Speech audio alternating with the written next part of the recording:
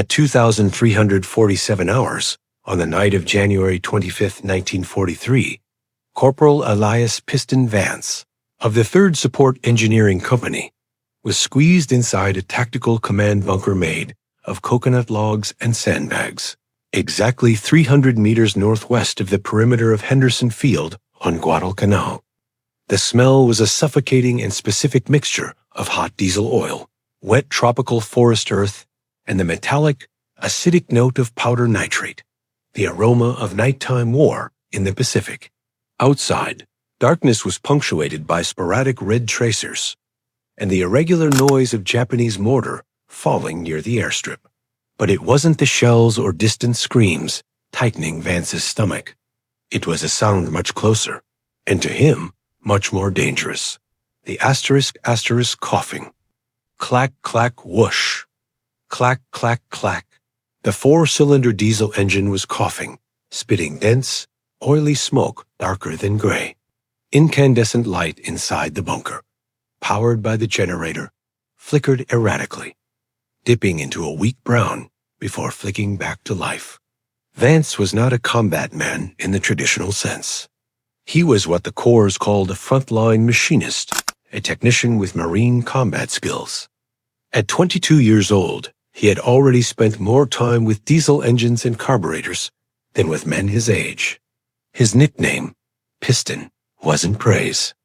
It was a literal description of his passion, almost obsession, with machines. Major David Coyle, the tactical commander of the sector, was on the field telephone, shouting orders. He turned to Vance, his face lit by a distant artillery flash.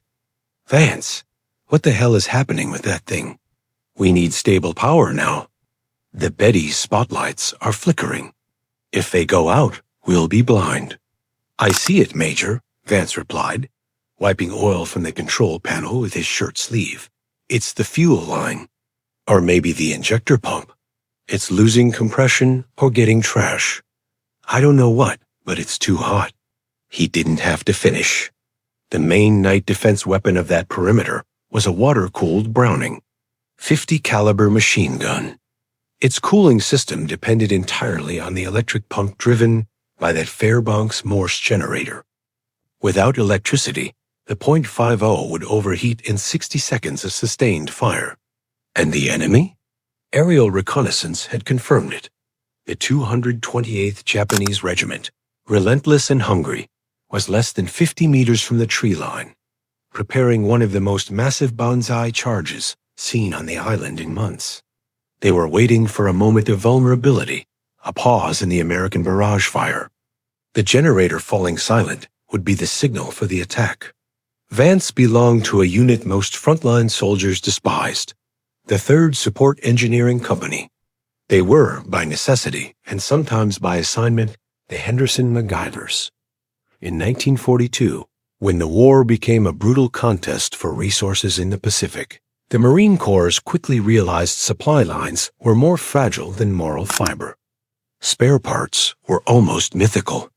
That's when Major Silas Kettner, an eccentric naval engineer from Boston, had a radical idea. Kettner went into the swamp and picked up the insubordinate, the troublemakers, and mechanics convicted for stealing vehicle parts. The Marine Corps saw Elias Vance, who had been caught borrowing a carburetor from a general's vehicle to fix a Jeep he liked, as a discipline problem. Kettner saw him as a resource. Their training was not based on field manuals. It was based on survival. If you need a tractor piston to replace a plain engine part, you make the swap. If you don't have the right bolt, use a nail. If you don't have a nail, use gum and prayer, was Kettner's mantra. They became experts at cannibalizing burned M4 Sherman tanks, abandoned naval patrol engines, and even World War I Australian steam engines, mixing fluids, adapting calibers, and creating functioning monsters out of scrap. The cost was zero. The risk of failure was nearly 100%, but their success rate was saving lives. They kept Henderson Field breathing, piece by improvised piece. The unit numbered 83 men. The average age was just 23.5. but the total hours worked under impossible conditions equaled that of seasoned veterans. They had only 3 rules in the scrap iron battalion. Never say, "We don't have the right part." If you steal to fix something, steal from the Army, not the Marines. If you fail, fix it under fire. On that January night, the 3rd Company was being tested under the 3rd rule. Vance tossed the flashlight toward the engine. The smell of unburnt diesel was intense, but something worse lurked. Lubricating oil was leaking from a tiny crack in the oil pan housing right where it met the engine block. It wasn't a leak. It was a small eruption. A bullet hole? A fragment? It didn't matter. The Fairbanks-Morse generator would lose all its oil in less than 5 minutes at that rate. Without lubrication, the engine would seize, the pistons would melt from friction heat, and the entire perimeter's electrical system would die. Vance looked at the hole in the side of the engine. There was no time to shut it down, disassemble, and weld. The Banzai charge was about to begin. Major Coyle, radio in hand, shouted, "Vance, 2 minutes!" "We've got 2 minutes before hell breaks loose." "What are you going to do?" Corporal Vance breathed in the oil and powder, saturated air. He had only one option, but it required doing something no engineering manual would ever recommend. He needed a sealant, a patch that could withstand the heat and vibration of an overloaded diesel engine, and he needed it now. He rolled his eyes in panic, rifling through the toolkit, when his hand brushed something forgotten in a side pocket of his field pack, something he had picked up earlier that morning. It wasn't metal. It wasn't chemical sealant. It was a piece of hardened tire rubber wrapped around a bundle of wires. The most profane survival engineering solution in World War II was about to be tested against the 228th Japanese Regiment, just a few dozen meters away. At 2,348 hours, Corporal Vance dropped to the muddy ground beside the generator, ignoring the heat radiating from its cast iron casing. "Major, I need 1 minute of silence." Vance shouted, his voice nearly drowned out by the Fairbanks-Morse's ragged roar. Major Coyle answered with a burst of rifle fire flying through the bunker opening. "1 minute's all you get, Vance." They're 40 meters out. The hole in the oil pan seam was the size of a dime, but it was gushing hot, gray oil under pressure. The engine temperature gauge was reading 210 degrees Fahrenheit, 99 degrees Celsius, and rising. In Vance's hand was what seemed like his only salvation, a strip of recapped tire rubber, thick and durable, pulled from a wrecked ammo truck the week before. He had grabbed it to make rubber wedges, not to seal a 30-kilowatt diesel engine. If he just stuffed the rubber into the hole, internal pressure and heat would eject it in seconds, and boiling oil would burn him badly. He needed compression. His homemade wooden toolbox offered salvation. A wide jaw-locking plier and a rusty C-clamp, normally used for securing temporary pipes. He also had a small aluminum shim, used for valve spacing on seaplane engines. Vance knew he needed pressure relief, impossible without shutting down the engine, not an option. Sealant material, the rubber. Thermal shield backing plate, the aluminum shim. Extreme force fixture, the clamp. He had to complete the operation in seconds. Contact with the moving engine meant potential mutilation. Vance wrapped the rubber strip around the aluminum shim. The engine roared louder. Major Coyle was shouting now. Not orders, but warnings. "Fire, fire, they're coming. Heavy fire, stay low." At 2,349, the Betty spotlights, powered by the generator, began to flicker violently. The power line was experiencing failure spikes. Light inside the command bunker dimmed to near zero. The only glow on Vance's hands was from the overheated control panel and distant muzzle flashes. In a fast, brutal move, Vance pressed the rubber and aluminum patch against the leak point on the block seam. Scalding oil hissed and sprayed his arm, but he ignored the pain. He latched the C-clamp. The engine's vibration turned what should have been a simple tightening job into a contest of strength and precision. Each screw turn was a battle against the pulsing metal and the fear that a stray shrapnel had weakened the casing enough to crack under pressure. At 2,350, the first wave of Japanese troops burst from the tree line, shouting. The Banzai charge had begun. In the bunker, Sergeant Riley on the .50 yelled, "The cooling pump's dying, Coyle. I can't keep firing." Riley needed full power from the generator to keep the Browning .50 cooled, the only weapon capable of stopping a frontal Banzai rush. Vance cranked the clamp tighter. The rubber moaned under pressure, instantly heating on contact. The leak stopped, but now came a new problem: heat buildup.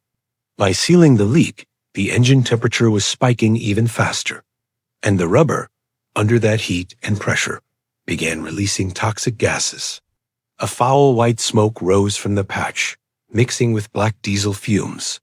The seal was holding, but for how long? The RPM gauge stabilized at 1,700, and the voltmeters ticked back into the green. Barely. "I got it. It's holding."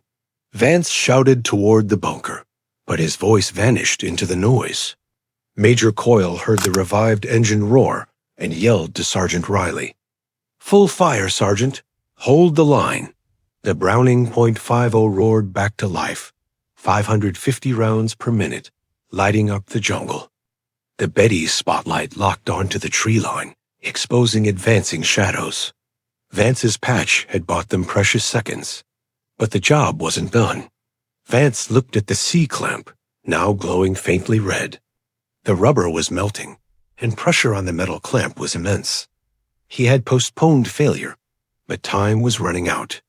The generator was operational now, but at any moment, the heat could burn through the patch, the clamp could give, or the motor could hit catastrophic failure. And in the chaos of the machine gun's roar, Vance realized he had to do the impossible again. Cool down an overloaded engine, with no water, no time, and no shutdown. It was 2,352 hours. The perimeter was now under full assault.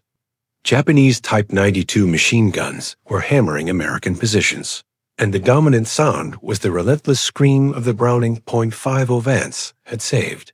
But the temperature gauge on the Fairbanks-Morse generator was rising dangerously. 225 degrees Fahrenheit, 107 degrees Celsius. "We're going to fry in 30 seconds, Piston," Major Coyle warned, voice strained and hoarse.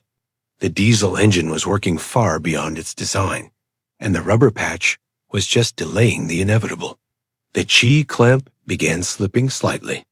If the temperature hit 230 degrees Fahrenheit, the piston rings would seize, the engine would die instantly, and the silence on the front line would be deafening. Just what the enemy needed. Vance had to lower the temperature of a running engine.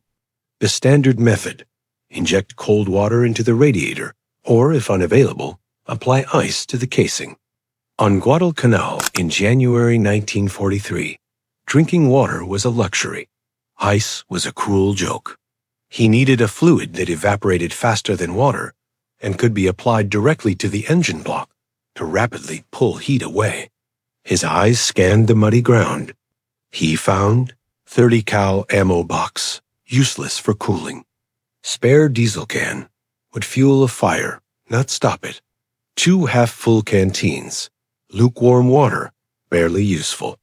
Then he spotted the most unlikely lifesaver in the scrap battalion's arsenal: a 5-liter unmarked can, hidden beneath sandbags. "Major!" Vance yelled, holding it up. "Where'd we get this? What's in it?" Coyle, barely glancing over under mortar fire, shouted, "Cleaning fluid for the radio, Piston. Don't get near it. Highly flammable. Ethyl alcohol, the bad kind." It wasn't just any ethyl alcohol. The engineers had sourced it from a naval torpedo emergency stockpile. Due to its high boiling point and rapid evaporation, ethyl alcohol was used as fuel or propellant stabilizer in certain American torpedoes. It was flammable, corrosive, and volatile. Pouring cold alcohol on a boiling hot engine block carried double risk: immediate fire Contact with hot parts could cause flash ignition, thermal fracture. Sudden cooling could crack the cast iron, instantly destroying the patch. But the alternative was certain death. At 2,353, the Browning .50 began sputtering again. "Vance, I'm losing the pump! Losing the pump!" Riley shouted from the gun nest. The .50 was suffering electrical failure caused by the generator's unstable output. Vance tore open the can's cap. The smell of ether and industrial moonshine hit him hard. He had to make a split-second tactical decision. Full pour, risk fire, or slow application, risk overheat. He chose a brutal middle ground. Fast, focused application. Grabbing an oil-soaked rag, an old shop towel, he drenched it in alcohol. With his right hand, he wiped the rag along the engine block, targeting the top cylinder and water pump areas. Fuffish. The alcohol instantly vaporized, releasing toxic white steam, but the effect was immediate. The block's temperature dropped momentarily. He tossed the rag over the radiator, then poured the alcohol directly over the oil pan and patch. Major Coyle flinched, sure it would ignite. At 2,354, the temp gauge dropped sharply. 225 degrees Fahrenheit to 200 degrees Fahrenheit, 93 degrees Celsius, in less than 60 seconds. The generator stabilized. Power returned to the Browning .50. Riley resumed raking fire across the jungle. The Japanese assault, though massive, lost momentum under the restored American firepower. The scrap battalion had done it. Tire rubber and torpedo fuel had saved the perimeter. But the victory was temporary. Torpedo alcohol evaporated quickly. Vance's hands trembled as he gripped the can, knowing he'd have to repeat this cycle every 2 minutes, under fire, until dawn, or until backup arrived. He had maybe 10 more cooling rounds before the alcohol ran out. Major Coyle looked at Vance, a mix of awe and horror in his eyes. "Piston, you're insane." "But it's working." Vance looked at the clock, minus 2,355 hours. He was in the middle of an electrical and mechanical hell. He had stabilized the crisis. But the night was far from over. Corporal Elias, Piston Vance kept the engine running until dawn, repeating his makeshift diesel water infusion every 20 minutes, tightening and readjusting the C-clamp patch to keep the oil pan sealed. At 06:15 hours on January 26, 1943, the pale morning light over Guadalcanal revealed the aftermath. The 228th Japanese Regiment had been repelled. The defensive line held. The Browning .50, now silent, was nearly melted in its mount, but it had done its job. The repair team arrived at 06:30, finding Vance asleep against a warm generator casing. The clamp and melted tire rubber looked like some grotesque, heroic sculpture of iron and desperation. The Fairbanks-Morse engine wasn't just running. It was, to the engineer's shock, salvageable. Vance had saved the generator, and with it, the perimeter. The cooling pump was recovered, the radio was repaired, and communications were restored. The human cost of that night had been high, but without continuous cover fire, the casualties would have been catastrophic. When Major Coyle woke him up, Vance had only one question. Where's the cooling oil? He didn't care about metals. He cared about the next machine that would need him. The story of Corporal Elias, Piston, Vance, and his midnight patch at Guadalcanal stands as a testament to survival engineering in World War II. His solution, recap tire rubber as a sealant and torpedo alcohol as coolant, was quietly catalogued by the 3rd Support Engineering Company, though never officially. Among the Henderson hackers, it became known as the rubber patch and was replicated in dozens of emergency fixes, from jeeps to tanks to seaplane engines. Vance was awarded the Bronze Star for technical bravery. He never considered himself a combat hero, just a tech who refused to accept that equipment failure meant defeat. The Fairbanks-Morse engine was disassembled and restored weeks later. The key clamp, melted rubber, and his belt buckle were removed and sent to Major Kettner. Proof that his unwanted misfits could work miracles when the supply chain failed. Vance continued serving in field engineering until the end of the war, always carrying with him a bizarre collection of spare parts and unconventional sealants. He understood a hard truth about the Pacific War. Victory didn't just belong to the bravest men. It belonged to those who could keep the machines running against all odds, turning junk into lifelines. The men of the scrap battalion didn't save the world with big inventions, but with small, desperate acts of engineering, ensuring the next day would come for their brothers. If this story of Corporal Vance and the art of survival engineering in Guadalcanal moved you, don't just hit like. Subscribe and turn on notifications. We publish new untold World War II frontline stories every day, and you won't want to miss the next one. Right now, drop a comment with your country and whether your family has any connection to World War II or the Pacific Theater. Our community is global, and together, we're preserving these memories so they're never forgotten. Corporal Elias Vance did his duty in 1943. Ours is to remember. Like, comment, and share to keep his story alive. Never forget.